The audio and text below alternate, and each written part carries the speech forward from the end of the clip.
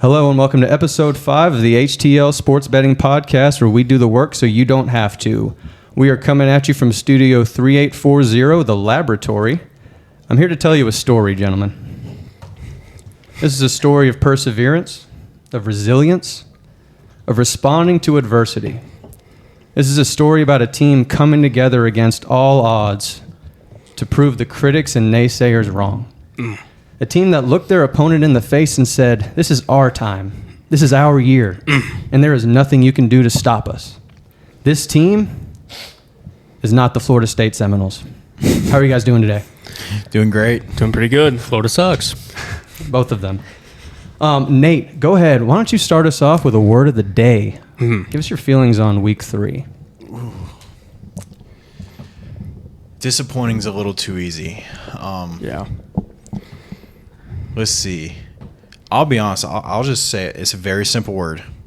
Or I guess you can say it's 2 words, but a joke. Florida State is the clown of the league. Okay. Unpredictable. Unpredictable is good. I watched a lot of ball this past weekend. Some of it was good, but I have got to say the vast majority was poor. My word of the day is poor. A lot of undisciplined defense, penalty after penalty, offensive line. I have never seen so many holding calls in my entire life. I even think the referees did bad. I think overall it was just a poor performance from college football. I was literally about to say another one could be flags. Flags, yellow. Color is yellow. So I guess we'll go ahead. We'll get into it. Let's just jump in, right? So we'll go into our games of the week. Unless you guys got anything else before we dive in.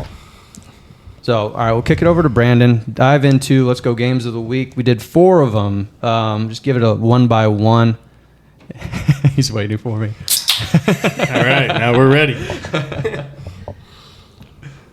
All right. First, we started off Friday night at Arizona versus Kansas State. We had a 31-7 beatdown, I would say, for Kansas State. Then we headed over Alabama, Wisconsin. Had Alabama 42-10. Boston College versus Missouri 27-21. More fun games to watch this weekend, I think. And then to end it off, we had LSU versus South Carolina, which I have some very strong feelings about that you guys will hear coming up in this episode. So let's go ahead. We'll start with Arizona, Kansas State. I probably have the least amount to say about this game. It really ended up not being much of a game of the week. I think one team showed up and the other one just maybe they don't like to play on Fridays. I don't know what it was. Will, you got any thoughts on this game?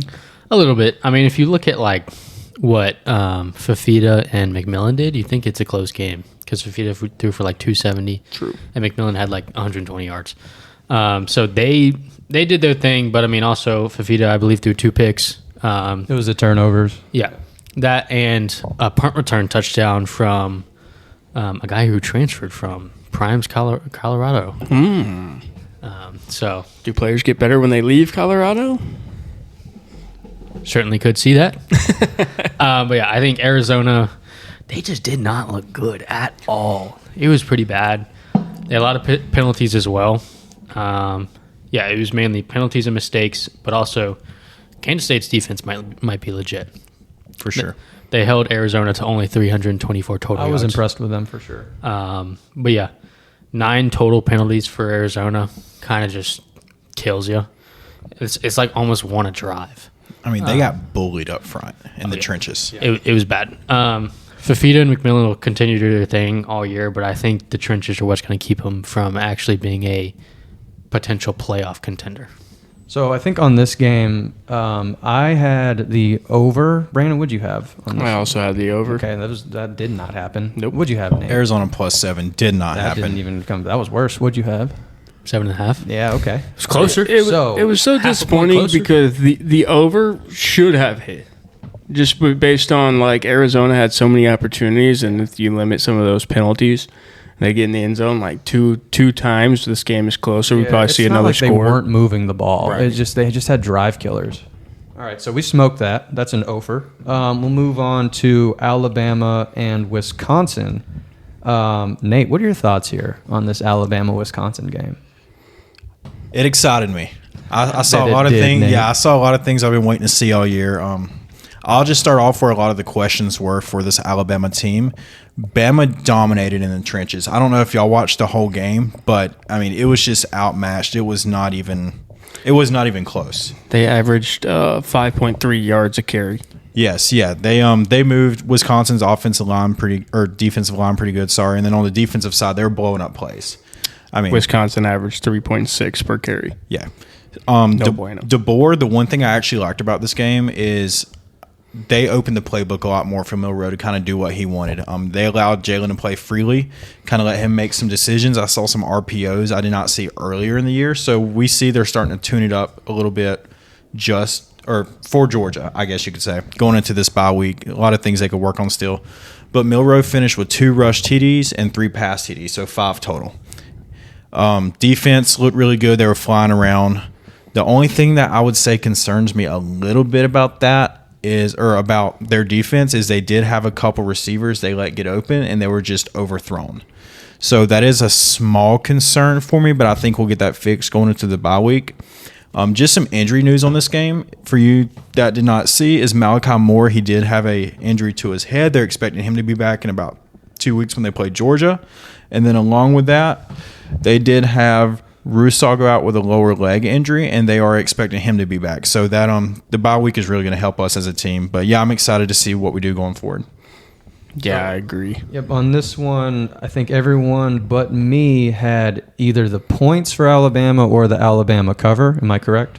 Yeah. Yeah. I had Wisconsin showing up. It was bad when Van Dyke was in, and it was worse when he got hurt. So I will take the L on that, as has been customary for me over the past couple weeks. I think I only have 3 things on this game that I really wanted to point out. First time we've seen a healthy Bama line, they looked actually really good. Yeah, they got the right pieces in place, I think. 1, maybe 2 penalties on the offensive line, and 1 was a false start. So it's Yeah. And then But they were getting second level, like consistently on runs. They looked good. for the receivers getting open, Wisconsin actually does have a legit receiver, Will Pauling. He went 9 for 83. Yeah. I think he could be a number 1 on a good team. So that a lot of teams will let Will Pauling get open. Yeah. And then the last one, Milroe is the Heisman favorite right now. With the Ewers going out and they expect it to be at least a couple weeks, I think Milroe's the Heisman favorite. What is he? Is it 14 touchdowns this year already? 15? Yeah, 14 already 14? in 3 games. Now, the competition wasn't the best for the first 2 weeks, but He actually did better against Wisconsin. yeah, I think he's the favorite. Yeah, I think I probably had Ward up there. I have Dart up there, but I think that game, obviously we're still early, but like he kind of made his first like statement game facing like what should have been like quality comp, and like he didn't lose a step. In fact, I think he might have got better in some areas, like when the lights were a little bit brighter. Yeah, what's scary is that he looked comfortable in the DeBoer offense, Yeah. and it's not even fully rolling yet. I think with Ward as well, he looks good and is probably number 2. What doesn't help him is, he's faced 2 cupcakes the past 2 weeks, and honestly, Florida's a cupcake. Yeah, That's what I was about to ask. And it's like because that game looked good initially, right? And then We you see looked what, so bad. and then you see like what Florida does in subsequent weeks, and it's like, well, okay, Cam Ward's still, he's got to face someone and do the same thing. Like he hasn't really proved it to me. We made yet. Texas A&M's backup look like Cam Ward. Yeah. I will say, though, he does have some potential. He Oh, didn't yeah. look bad at all. He looked good. Cam Ward is definitely still number 2 in my eyes, for sure. He's 2 for me. Dart, he's looked very good and has all the counting stats. It's just he hasn't played anyone yet. Same thing. Doesn't Same kind of deal. Doesn't he actually have a decent test this week? If I'm not mistaken. Yeah, let's check that real Brandon, quick. who are they playing next week? Who's Dart playing next week? I believe it's another nobody. Is it Again? Is it One more week of nobody? Is it a bye this I week? think so. Oh, they might have a bye. Play 2 seconds. Looks like a bye. Yeah, they got a bye this bye. week. Let's see who they got. Yep. Isn't a lot of teams on bye? Like there's Bama's yeah, on bye, actually a lot of Georgia's them. on bye, Yeah, there's a lot of them. Florida, Mississippi State go toe to toe. So, yeah, He's gonna have Kentucky the following week. okay. Is so it at that's- home or is it? It is at home. It'll be. I So- mean, In Kentucky's Oxford? defense is pretty decent. Well, I mean, yeah, you gotta. I think I first. give them more respect after hanging with Georgia the way Yeah. they did. Yeah. I think first true test for Dart will be week 6. They play South Carolina at South Carolina. Yeah. And we saw how that game went for LSU, which Nussmeier was, I would say, a top 10 Heisman favorite going into this year as well. But I don't think so anymore after what I saw from South Carolina in LSU game. He didn't look bad. He just made mistakes. Yep. It was. I mean, he threw one directly to It a looked guy. like the game started to get kind of fast for him. Yeah. South Carolina's big, though. Do you I guys mean, want to just go Jonah ahead? Gunn, yeah. Let's just go ahead and go to South Carolina. Yeah, let's lead do in- it. I We'll love lead into this. South Carolina. Now- I know, Brandon, you've got some thoughts. Yeah. here. Let it rip. To the point, okay? Nussmeier's stat line was 24 for 40, 285, 2 touchdowns, 1 pick. That very, very easily could have been 22 for 40, 22 for 42, 2 touchdowns, 3 picks, 2 pick sixes. Now, I think I had South Carolina money line in this game, so very, very upsetting that they should have won the game by 14 points, I think. We had 2 pick sixes called back for flags. One of them I agree with. Clear horse collar. I mean, you can't do that. That's been in the rules for forever. Second one. That is the worst call I think I've ever seen in a game, and it's the most. It's a call that I think the refs finally were like, yeah, we need LSU to stay in this ball Yeah, game. Brandon's hot right now. I Yeah. mean, they did hit the shit out of him. I don't know. I've seen worse. It looked like just straight arm push. Yeah, I mean, We're talking about extended his grown men, arms. but if you look at the replay, Nussmeier was going to try to make a defensive tackle and stop the guy from scoring. He What- just started sprinting. What do they call him that? Unnecessary roughness, blindside. What do they I call? think it was unnecessary roughness. I mean, it was a clean block in my mind. Yeah. But I think it was a clean block. Should have been a touchdown. That in that point in the game, that would have put South Carolina up by 11. I think with 2 minutes left to play. So, I mean, and I saw multiple guys on South Carolina talk after the game that after that happened, it was complete mood killer. I mean, it's hard to stay motivated after that happens because that put them at the 10-yard line. So, I mean, easy touchdown, easy score right there with 30 seconds left on the clock. I mean, just sucks. I mean, speaking of Nussmeier getting hit, man, that defensive line for South Carolina was all over him the whole game, all over him. I want to say South Carolina has probably top 5 pass rush defense in at least the SEC. They showed it. I've been hot on Dylan Stewart all year. He's a true freshman that has NFL tape already out there, so that's good news for South Carolina. I mean, like I said, they should have had two pick sixes. They already had 1 interception. I mean, can't ask much more from a defense. And what killed him is Sellers going out. I mean, Robbie Ashford, Auburn guy. It looked like they literally said and have seen that he can't throw the ball. All I saw was design quarterback runs, a couple pass plays, and he's just not a guy you want back there to go win a ball game when there's no time on the clock and you have to pass the football. So Sellers wins this game. South think so Carolina as well. is also so big. right. Every single player on their team is massive. And I want to give a shout out. You know what? I'm going to switch my dog of the week, actually. I'm going to go ahead and say it's Raheem Sanders. 19 carries, 143 yards, 2 touchdowns. Dude had a 66-yard run. I don't know if y'all remember him last year. He was like a absolute bowling ball. He was getting hawked He's down in by Arkansas, wasn't linebackers. Yeah, I think so. This year, I believe they said he dropped 20 pounds. He's gotten faster. Dude still has all his strength. I mean, when you go 19 carries for 143 yards against the LSU SEC defense, 2 touchdowns, you can't beat that. Averaging 7.5 yards a carry. So that's See, impressive. Dog of the week. This is what happens when you let Brandon get emotional on the podcast. He goes rogue, off the rails, becomes the wild, wild west, and now we've got a dog of the week, and we're 16 minutes into the program. Also, shout out Braden Swinson, DN for LSU, had 3 sacks, one of them being a strip sack. I went to elementary school with the man. Wow. Hey, Crazy pull. Last side note of the game, LSU's defense is still bad, Absolutely. Except Swinson. except him. I would say South Carolina, Sellers is decent. And like I said, Raheem Sanders is decent, but if you look at Raheem Sanders' numbers from last year, he's still pretty good. I don't see many receiving threats for South Carolina. And, I mean, they were still able to move the ball right down the field pretty much every possession. So, All right, so we were all wrong on this one, which is also why Brandon's emotional. He doesn't like to lose. this is a plus 200 plus money play. So yeah, and they kind of got robbed, They so I get shoulda that. won. Both you and who else had South Nate. Plus both had- 220, actually. Yeah, it was actually See. honestly like good value, and you guys almost had it. So at that point, it's really not a bad bet. It just didn't work out in the end. Right. I had the LSU cover. We had the LSU cover. They Yep. only won by 3, so we all lost. Last one for the game of the week, we'll slide over to Boston College and Missouri. Missouri won this one 27-21.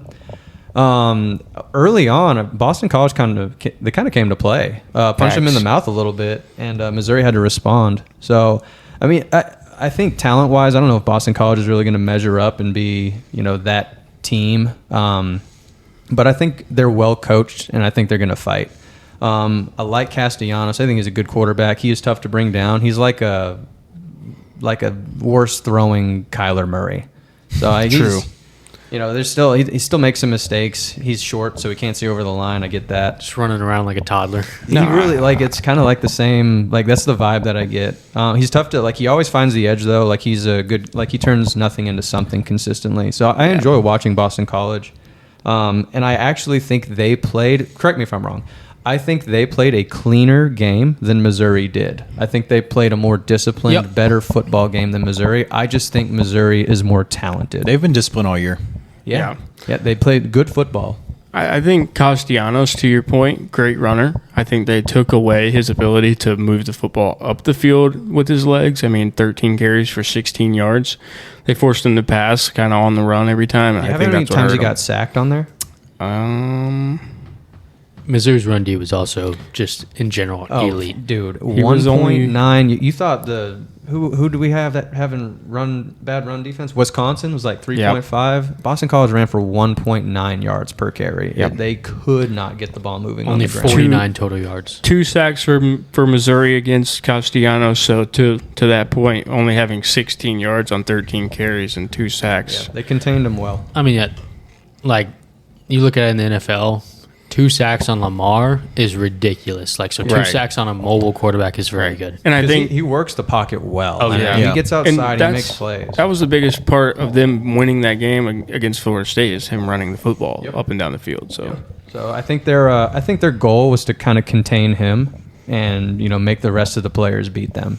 I think that was, and they did their job. So they executed their game plan. I think they played a little bit sloppy at times, and I actually think they could have covered this game. It would have at least been closer. Yeah. But overall, I thought it was a good football game. It was one of the better ones I watched. Not quite as good as LSU South Carolina, but a fun football game to watch. Some good football. Is Boston College a playoff contender?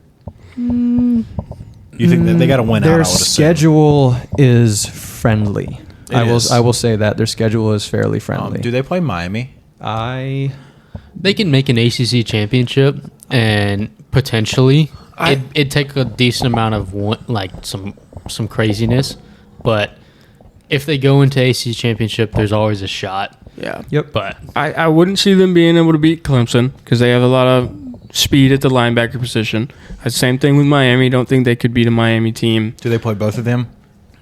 So here you go. I got it. Next week, Michigan State. I think they win that. should I Should. think they win that. Western Kentucky. I Should. think they win that. At Virginia. Virginia's Should win They that. suck. Yep. they win that. At Virginia Tech. Excellent test. Excellent True. test. I think they could win or should win. They should win. Virginia Tech has been looking a lot better the last 2 weeks. Yeah. Yeah. it is hard to go into there as well. Yep. After that, they have Louisville. It's They're a at good home. test. They're Good at game. home. Good game. At home against Louisville. Syracuse at home. Another good game. There's Yeah. some good games here. I Yeah. actually like Syracuse a lot. At SMU, it's not that hard to play at SMU. No. And SMU has not looked good yet, so I actually think they might win that Preston one. Stone got benched, didn't he? Yeah, They I'm down so on they've been SMU. rotating Call it. quarterbacks. Stone rotates with Jennings. They did that the first day too. So they Okay. consistently rotate back and forth. But last week, Stone had like the first 2 drives of that game against BYU, and then after that, Jennings literally played the rest of the game. And I'm pretty sure he's probably the starting quarterback now.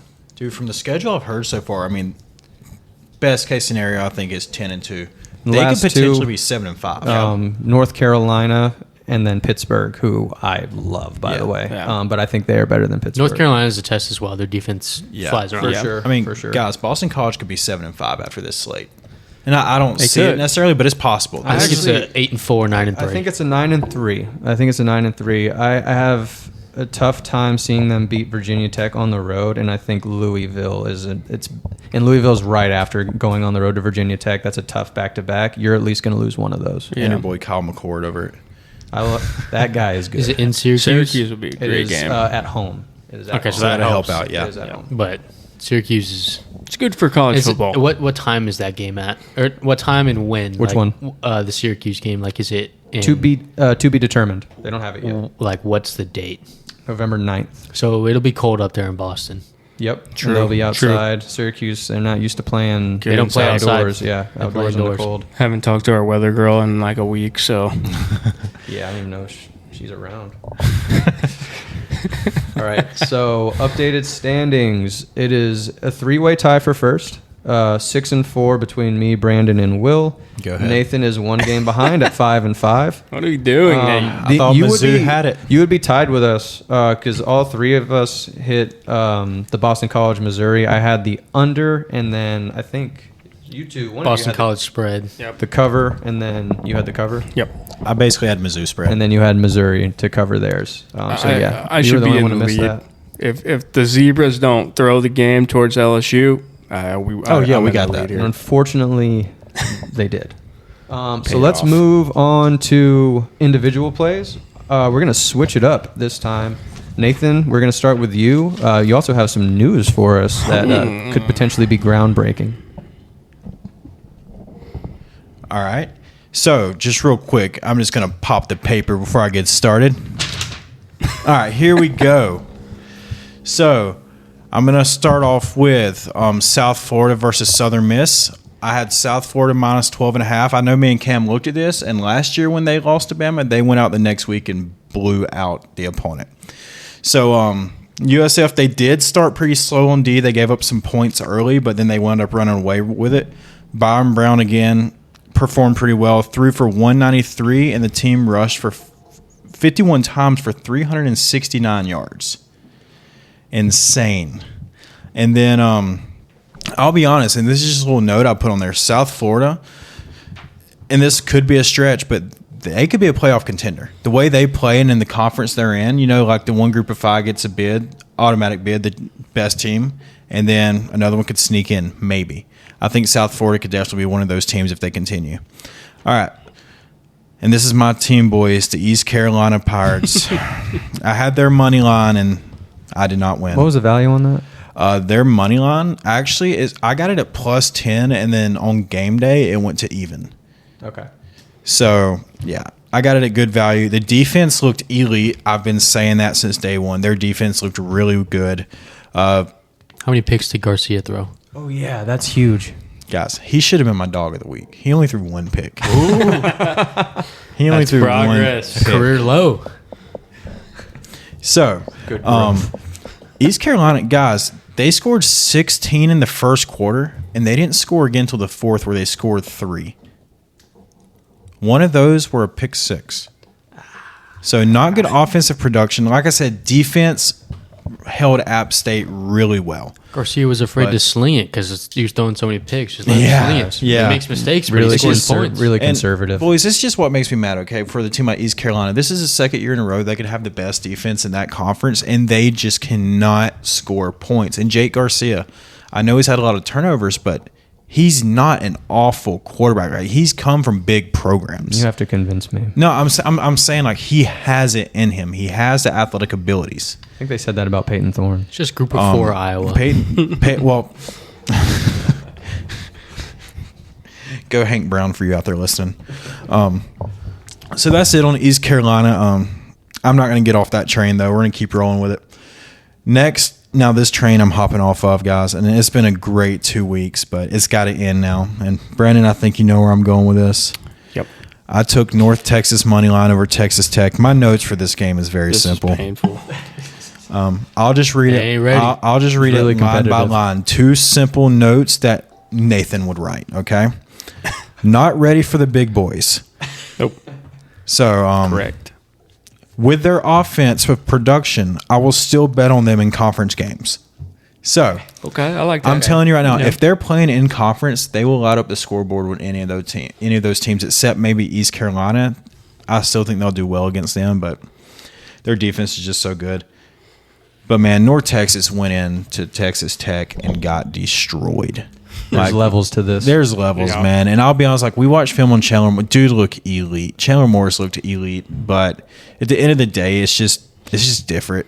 But I mean, the value was plus 320, so Texas I had, Tech got had some to roll boys with over it. there. Yeah. They got- we're looking at a bunch of 4 stars, a bunch against a bunch of no star guys. So Beeman Morton, a good North quarterback. Texas brought in 53, I think 3 stars.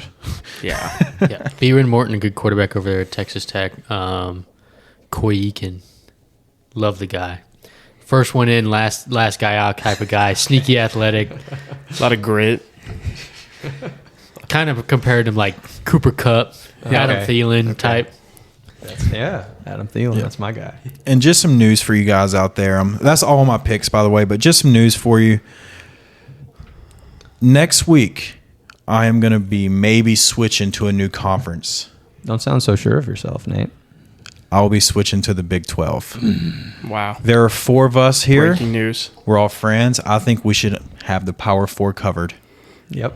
Now, with that being Power said, 4 profits. East Carolina still may be a pick. East Carolina may be a Yeah, pick. you can sprinkle that in. I like Maybe that. You can sprinkle sprinkle that. Them and North Texas. Maybe Yeah, North sprinkle it. Texas. Nah. Hey, Yeah. North Texas overs, those will always be In an option. conference, North Texas. But with that being said, I'm going to switch over to cover more of the Big 12 conference just because there's a lot more action over there. These AAC games are getting a little messy as the season goes on, and I'm sure y'all like to hear more about Power 4 conferences. So Yeah. just putting that out there for y'all. We're going over to me now.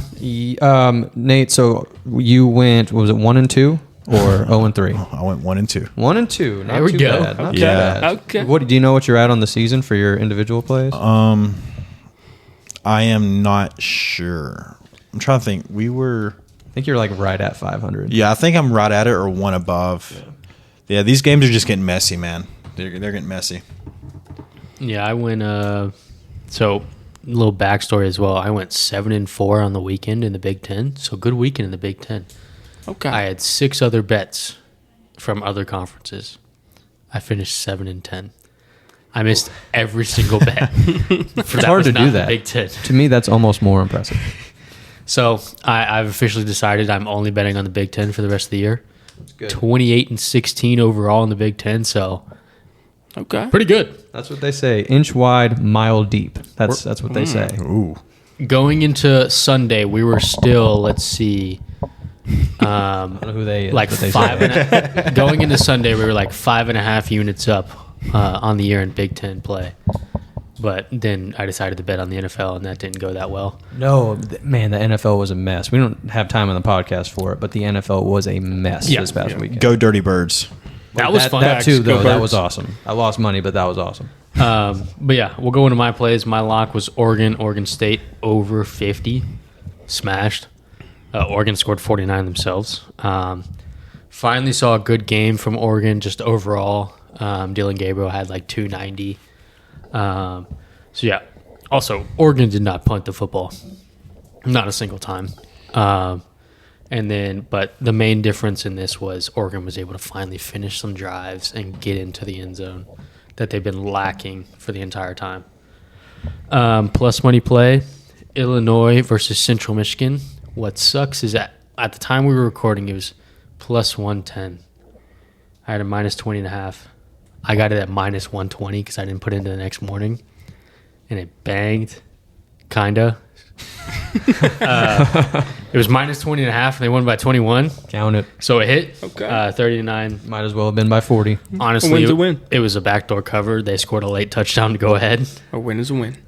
So yeah, and then going into the play that did not hit, Michigan versus Arkansas State, I had them minus 23.5.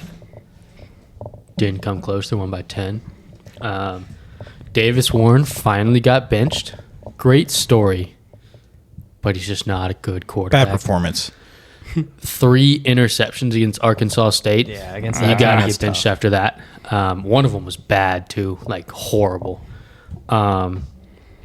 Also, Donovan Edwards might not be the best running back on his team, much less being on the, No. the cover of college football 25. Get him out. I don't think he's the best running back on the team. And then also, he wasn't asked to, but I think it's because they don't have confidence in him to do it. Orji did not throw the ball at all. Went like 2 for 4 for like 20 something yards. He wasn't asked to throw the ball, but I think it's because they literally have zero confidence in him doing it. Bum. That's a good sign. So yeah, Michigan might be cooked unless they can get some freaking triple option going over there or something like that. But yeah, those are my plays. 2-1 overall, so still over 500 on every week so far. I think that put me up to like 7-4 Pretty sure that puts you in first. because I knew Must I was be in nice. first going into last week as well, or after last Yeah. week because I was 5-3, and I think that puts me at 7-4. Yeah, now. I'm pretty sure you're right. So yeah, that's my place. So this is almost a redemption story for me. I improved by 100%. I went 1-2 last week. I was over. So I think we're looking up, boys. I'm gonna get through this first one quickly. FSU and Memphis. DJ who? I'm done, y'all. I can't do it. They had the bye week. They had every advantage. They practice with water guns. I just don't. Man, I got nothing other than they're just not a good football team, guys. we may get into that a little bit later. Norvell also said that their schedule, they've had to play 3 juggernauts. Boston College is a juggernaut. Oh. Georgia Tech is a juggernaut. No, yeah. Memphis? Memphis Memphis is a juggernaut. Come on. These are all. Come on. It is 3 pretty solid teams. I can get with that. Comparatively, you could probably argue they might have the toughest first 3 games of the year, maybe, but they did not face 3 juggernauts. No. They just did not. And weren't 2 of them at home? One was neutral. Yep, 2 home games and 1 Yeah, in Ireland. One was neutral. And they still, I believe, have to play Notre Dame and Yeah, Miami. They're just getting started, man. The schedule was In Florida. They might go And 3-9, Florida, boys. Yeah, look out. Could be a juggernaut. What I will say is the defense actually looked good. The defense wanted to win. The defense wanted to win the football game. Nobody on the offense did, and it wasn't even just the quarterback this time. Like they can't catch, they can't run. Like there was just Still can't block. They cannot block. It's penalties. There's just nothing going right over there. Wasn't DJ at one point like 7 for 8 for like 9 yards or something Yes. like that? So this is it's like the offensive scheme, and I don't know if it's because they don't trust the receivers to make plays downfield, but there are hardly any passes further than 7 yards downfield. I don't think they trust that or DJ to throw the ball that Yeah. far. Well, you watch. Even if he's got someone wide open in the end zone and he's like 9 or 10 yards downfield, he can't hit him. So I kind of get it. Norvell's probably making the smart play with that. So I had we can talk about them. We'll go- all we can- day, we can talk later honestly. on them. But I had them at -6, thinking this was like the redemption story. If you remember my intro, it was not about them. They lost. It was a 20-12, I believe. Yeah. Yeah. I didn't even think Memphis looked that great. I think Memphis just wanted to win more, and I think they know how to win a little bit more than Florida State. Moving on, my plus money play, oddly enough, is the one that hit. I am on board with this Pittsburgh team, fellas. I am too. on board. Eli Holstein is nasty. They've got a good run game.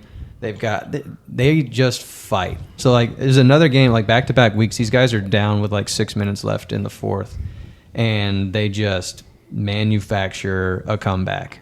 It's just a team that I think they just believe. They just believe in each other. They are fun to watch. Pretty gifted on the offensive side of the ball. I don't think West Virginia is a titan or anything like that, but to win that game in that manner, it shows a lot of grit, and I really enjoy watching teams that play like that. And I also think Holstein's looking better and better every week. I think he can be a quarterback of the future. So I had the money line there, and that hit. That was at plus 115. Last one, I don't even want to talk about it all. At Virginia and Maryland, over 53. This was 2 really bad defenses going at it. and it turns out they have really bad offenses too.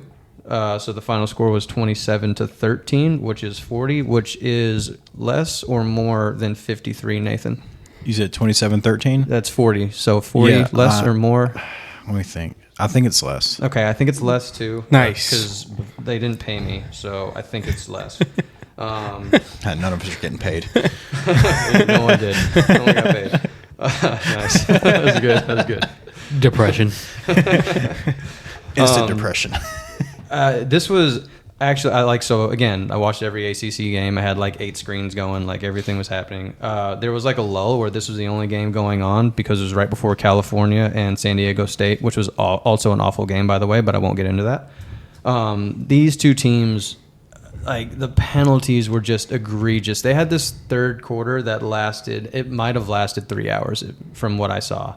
It was just penalty after penalty. I don't think either team wanted to win. I just think Virginia is better at not winning than Maryland. That was really the only difference in the game. So I went 1-2. I forgot what that put me at, but I have it right here. That put me at 5-6. Did you say the Turtles won or lost? The Maryland won the football game. Maryland won the football game. I'm 5-6, so definitely not in first place, but I did get one right this week, so we might be looking up, boys. Yeah, we're looking good. We're trending up. I'm stoked. Brandon, over to you. Yeah, I'm going to start with one of them that I'm not proud of. I really bought into the hype train. Vanderbilt and the boys in Nashville. They played Georgia State this week, and they lost 36-32, and I had Vanderbilt -9. I will say Pavia didn't look like the guy that we've seen in weeks past. 18 for 33, 270, not horrible, but just couldn't run the ball. Team couldn't run the ball. They had 110 yards as a team on 34 carries, 3.2 average for you guys doing the math out there. Where on the other hand, Georgia State, 34 carries, 157. That's 4.6 yards a carry. They could have ran the ball and gotten a first down every single drive on 4.6 They're yards actually really carry. well coached, man. Georgia State. They are. They're really well coached. They put up a good fight against Georgia Tech, who I think is better than Vanderbilt. For sure. They are that. Vandy's team over is looking a little scary as well. Their total wins. Yeah, they got it a gets tough from here. road They either coming have up. to pull off an upset or beat Ball State. They should beat Ball State, but they should have beat Georgia State as well. Exactly. That's So fair. they have to win that game or pull off an upset. Before you move on, I just want to say I love the round table setup. Just Yeah. being able to look Nate in the eyes while he's talking is I'm really over the moon. Mesmerizing. Yeah, I'm over the moon right now. Go ahead, Brandon's Brandon. I'm looking sorry. great. That one did hurt. Vanderbilt did score 22 points in the fourth quarter, just, day late, dollar short. But we're going to pivot over to another very disappointing game that scares me a little bit, and that is the Georgia Bulldogs versus Kentucky. I had Kentucky under 10.5 points in this game, and I just want to brutal. give a shout-out to the kicker for Kentucky. I'm sure his leg is still sore for how much he kicked the football around. Kentucky, I think it was a good bet, all in all. They didn't score a touchdown. I was banking on them scoring a touchdown, and that being the way we lose, but 4 field goals didn't really account for that. I'm a Georgia fan, so proud of Georgia's defense and not allowing a single touchdown. I didn't think it'd be a close game. Like, if you'd have told me last week that Kentucky is only going to kick field goals, that's the only way they're going to score, and Georgia's going to win the game by 1 point, I would have said that's insane. That's not going to happen. There's no way. I think a lot of people would too. Yeah, I think you and everyone else feels that way. But I think this was Kentucky's Super Bowl. I mean, going up against what was the number 1 team in the country at home. Fans were loud. Disappointing game against South Carolina. So you can just tell off that they were hyped up for this game. And this Kind game, of a also. decent response as well. Like, to being so bad against South Carolina. I literally think this was like Kentucky as a team knew this was a trap game for Georgia, and they were like, we want this trap game to go our way, and we want to end the season of the Bulldogs. In a sense, it's almost kind of like a trap game. The last week was like a trap game for Kentucky. Because it's like you look at how they played against Georgia, and it's like, okay, no, they woke up for that game. Did they not wake up against South Carolina? Like, it almost seems like they wanted one more than the other. Like, they had to pick, right, which game we're going to show. And they picked Georgia to be the one that they wanted to make a statement on. Yeah, I'm not sure if y'all saw this, but I can't remember if it's under Kirby Smart or the last 3 years, but I know it says Kentucky 3 times has held Georgia to the lowest points of the year. Yep. There's just something about Georgia's first road SEC game that they always come out just asleep, not ready for it, I guess. I think last year was Missouri, where that was a nail-biter down to the end. Still down on Brock Vandegrift. Don't think he's very good. Proud of Georgia's defense. They kept pressure on him pretty much all night. But just the blocking from Georgia has got to get better. Georgia's usually a team that averages 5 yards a carry. They're at 3.4 for this game. Only 100 yards on the ground. 102 for Georgia. Carson Beck went through his reads good. I think we missed a few passes that could have ended up in touchdown passes off bad reads. Concern for Oscar Delp. Supposed to be the best tight end in the league, and I don't think he's done much in these last 3 games. So I'm a little nervous. Hopefully this wakes him up, especially with Texas being moved to number 1. Hopefully this gives Kirby a little motivation to get the boys up and get ready for Alabama during this bye week. Last game for me, as I go 1 for 2 this weekend, is Texas A&M versus Florida. Texas A&M after this game's got a tough decision to make because Marcel Reed, I don't know if it was just Florida's defense being so bad, but he was 11 for 17 for 178, 2 touchdowns, no turnovers. So, the dude played his butt off. I think this might be it for Graham Mertz. I just don't see him. He didn't have a horrible game, 12 for 15. I just think it's time that you get DJ Lagway. Yeah, he's just not winning any games. Yeah. And they got to see their schedule coming up. This was probably what do they play? Who do they play that they might beat now? After Florida? This week. Yeah. Mississippi State. Florida State's State. their only game that they should have a shot in. So Napier did say that Graham Mertz is going to start this weekend, but expect Lagway to come in a few drives in. Yeah, I read that too. I absolutely hate that we gave. I understand switching quarterbacks, cool. I don't understand going Graham Mertz for 2 drives, bringing Lagway in for a drive. I'm like, okay, yeah, it was a 3 and out. Mertz is immediately back in. Give him some time to get accustomed to the game or something like that. But I also don't think it's Mertz being a bad quarterback. Our offensive line might be the worst in the SEC. Dude, with the redshirt rule, with how it changed, let Lagway play, man. If you're not going to make it past the regular season, let him play. 2 sacks, 5 tackle for a loss for Texas A&M. So, to your point, Will, offensive line is struggling. It's bad. And Eugene Wilson, our best player probably, didn't play. But still, our O-line, it is infuriating watching them play. Yeah, I did feel the same way watching Georgia miss block after block after block, especially on the screen plays and stuff like that. So I feel your pain. All right, so let's do this real quick. We'll go team of the week, dog of the week, disappointment of the week, and then we'll get into baked beans. Does that sound good, y'all? Love it. All right, let's go 2 sentences or less. Team of the week, Brandon. Alabama. They look good. They faced a good opponent on the road. They came out hot. A little nervous for next week or 2 weeks against Georgia. Mine is Pittsburgh. Scrappy bunch, y'all. Love watching these guys play. Don't know how much noise they're going to make by the end of the year, but they believe in themselves, so I believe in them. Notre Dame for me just lost to Northern Illinois at home. Comes out and beats Purdue 66-7. It's a great response to what you just did.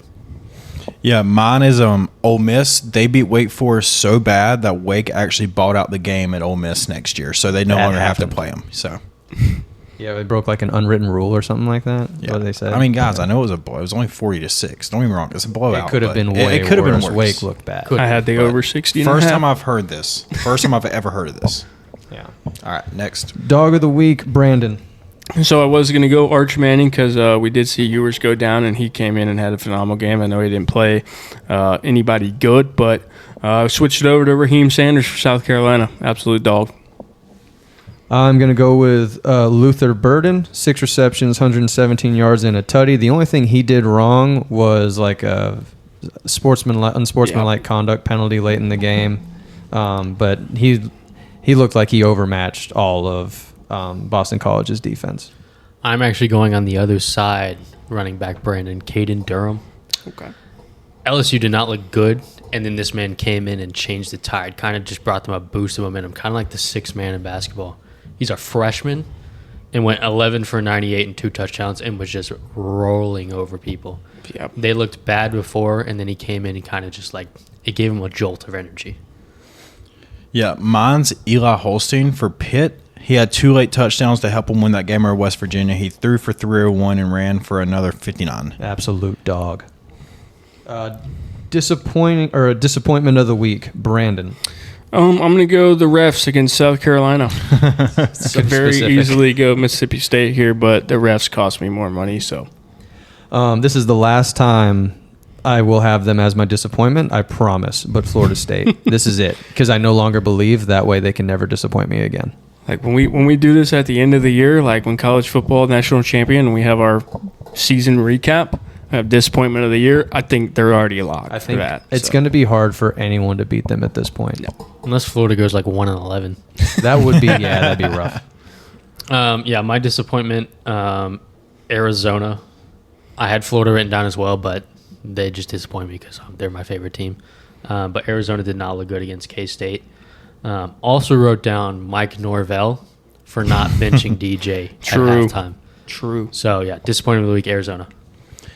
Yeah, this one's actually weird that they're a disappointment, but I'm going to go Vanderbilt. I just don't think you can go on the road and lose to Georgia State, especially when you're trying to make a bowl game. This is just a game you have to win because they don't have many opportunities. Honorable mention, Mississippi State. They spent Blown out by $104 million Toledo. to have Toledo come and play them and got beat by 30-plus points. All right, you guys ready to switch gears? Let's do it. Let's do it. All right, let's get into baked beans. Nate, what topics do you have for us today? Yeah, so I have a few. So I'll start off with, and this is just kind of opinion based on what y'all think.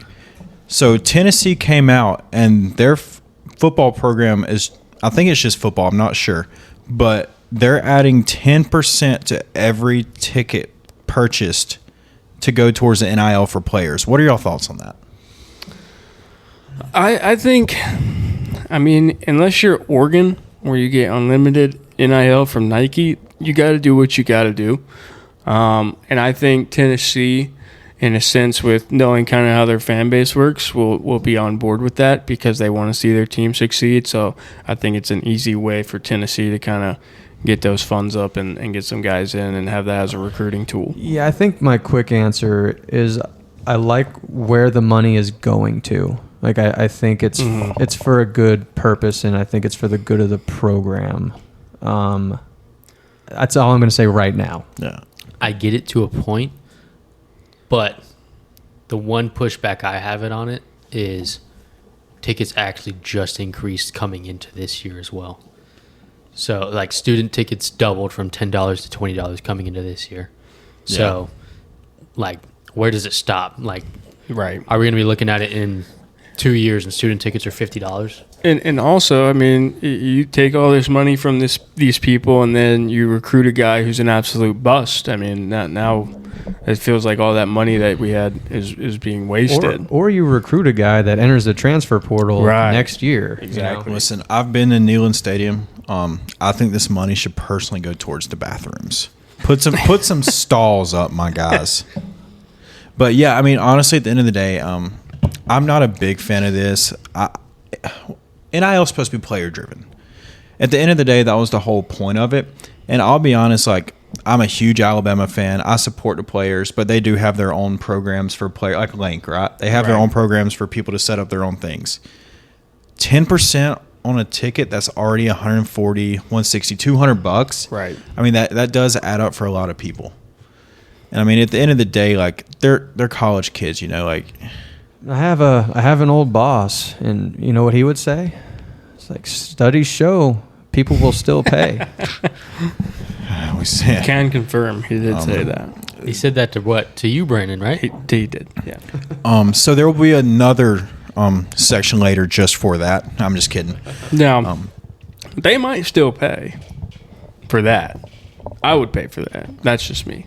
I still think, though, NIL, like the whole player, I like that a lot more because it helped young kids become entrepreneurs, in college. Like, now, they're just giving trucks, bags of money. Like, When NIL was brought up, I thought it was going to be like you get a portion of your jersey sales, but also just goes into like you can do your own brand deals, all that stuff. That's Like, what I not- thought, yeah. Not the school literally giving you money. Right. Yeah. Like I get it. They're already kind of giving you money to go to their school and pay for all of it, like pay for your food, your board, like all that stuff.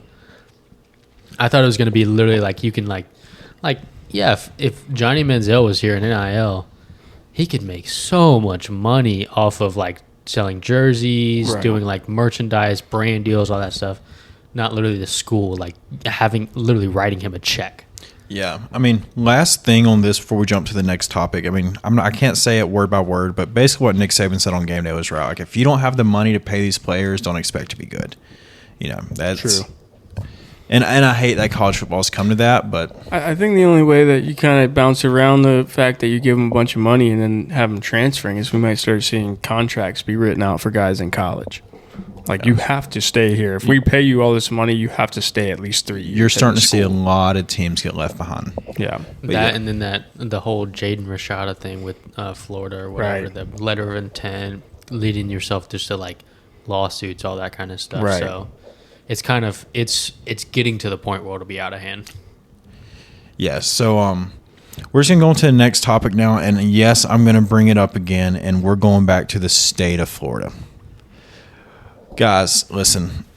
I'll be honest. Florida and Florida State, and I promise you, we'll talk about this all the time because they are bad football teams. At the end of the day, I think when they play each other, I think loser of the game, coach gets fired just on television right On the there. spot. Just Yeah, on just the spot. blasted on air. Nah, I mean, Mike Norvell hadn't really done too much to get fired. I mean, he's proven me wrong, but I mean, guys, these programs are just a absolute disaster. I mean, do you think there's going to be like any kind of recovery from this in the next couple years?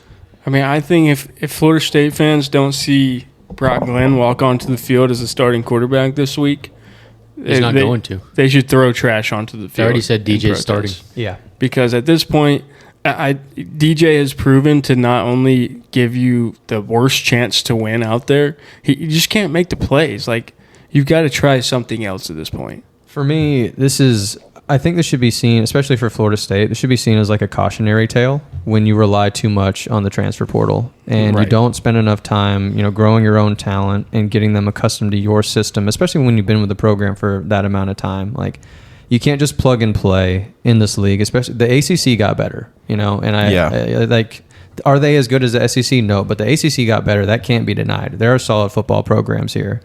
And there's a lot of homegrown talent from them. Yeah, did they use the transfer portal? For sure. I didn't see another team use a transfer portal like Florida State and not use any of their own homegrown talent to win Yeah. football games. I think you're seeing that. I mean, the thing is, they're giving up those players to other schools, all those freshmen. There's going to be some coaching changes definitely at the end of the year for Florida State. But if they start bringing in all these freshmen, y'all got to think of this. Like, it's going to be developmental. Like, it's going to take them a couple years to get back on track. with Which all I'd these- almost prefer at this point. Yeah, I mean, if that's it takes what a couple years, yeah, but you're going to be good again. Do yeah. it. I think also too just going to Florida as well. It's Take that kind one away. Yeah, it's kind of going to where like Florida has had 3 coaches since like 2014. It was McElwain, Mullen, and Napier. There's 2 coaches that have something in common that we never won with. McElwain and Napier. They both came from Group of 4 schools, went straight to the SEC. Dan Mullen, as much as we say he wasn't that great, had some years at Florida. He just lost the locker room. He lost the locker room. He was a good coach, but he came from Mississippi State. So I think we're going to be seeing more of that, at least I hope so, from Florida, hiring like a coordinator from a big school, a head coach from maybe like a smaller Power 5 school, like a Kyle Whittingham from Utah or something like that. Lane Kiffin watch. Hopefully. But yeah, I hope we get a coordinator from a big school who's kind of been there, done that in Power 5 schools, so we don't have to keep seeing Sun Belt Billy run his Sun Belt offense, running a 2-yard drag on 3rd and 11 when we need a first down, and we get 3 yards. Yeah. It's just horrible. Yeah. I think it's going to be seeing a lot more Power 5 coordinators get head coaching jobs compared to good Group of 4 schools. Anything else on this, Nate? We've got time for one topic if it is very brief, and then we're going to get into preview for Thursday. It's going to be a quick yes/no. So Mississippi State has shown in the past that they're not afraid to fire coaches after a short tenure with the school. After this embarrassing loss to Toledo, obviously a lot of fans are upset. People expected a lot of things out of Jeff Lebby. Good guy, came from Oklahoma. So just quick yes or no, do you think with a couple more embarrassing losses like this, he is only there for 1 year? Brandon? Yes. Yes. No. All right, you have to say why. I think there'll be a little bit more leeway with him because they have been firing people so quickly and it's gotten them nowhere. I mean, you can't lose to Toledo that bad, though, at home. Yes. There's the rest of the season. Yeah, So like yeah. there's time to turn it It around. doesn't get easier. Yeah, if he goes No, 1-11 or something like that, then yeah. Their win total was 3.5 at the beginning of the year, and my notes say I see them definitely losing to every SEC opponent, but I see them winning against Eastern Kentucky, Arizona State, Toledo, and UMass. They just lost to Toledo. They lost to Arizona State, right? And so I don't know. They're not going to beat anybody in the SEC. I don't think they They'll play beat Florida. Vandy. 1-11 might get you fired. I'll be honest Yeah. with you. Yeah. If he goes 1-11, sure. Like 3-9, 4-8 could save his job. If Vanderbilt has a better record than you at the end of the year on the SEC team, then you deserve to get fired, I think. Oh yeah. Yeah, All we'll, right. we'll have something on Mississippi State for it. Yep.